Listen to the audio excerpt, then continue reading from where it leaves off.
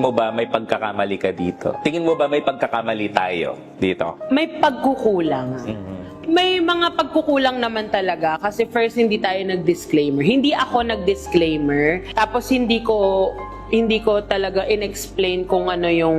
Hindi ako naging constructive doon sa ano ko. O ano yung feeling mo kulang? Feeling kong sa kulang panlasa sa panlasa ko. Yun yung pagkukulang ko doon. And yun ang hihihingi ko po ng pasensya sa mga taong nasaktan ko, especially sa mga chef, sa mga barista, sa mga servers, and sa owner na din po nung cafe na yon. Pasensya na po kayo kung yun po yung naramdaman nyo na ipinahatid nung video ko.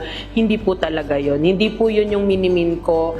Ang gusto ko lang po is ibigay lang yung feedback ko na hindi po ako nasarapan doon sa food, sa mga natikman ko, pero hindi po para pasamain. Hindi ko po hiniling ever na may magsarang restaurant just because of my feedback. Hindi ko ever hiniling na may mawalan ng trabaho dahil lang sa hindi ako nasarapan. Kasi nasa industriya din po ako ng food. Kasi nga po, di ba, nag-culinary ako. So, alam ko din po kahit papaano yung hirap niya dyan, kung paano ginagawa, yung hirap sa kitchen, alam ko rin naman po yun. So yun po ang hihihingi ko ng pasensya sa inyo na nagkulang ako ng kung paano ko dineliver din, kung paano ko siya sinabi. Siguro doon po na parang pakiramdam nyo na bastos ko yun, hindi ko po minimin na bastusin kayo. Yun lang naman po yung ano ko. Gusto ko lang sabihin kung ano yung totoong nalasahan ko.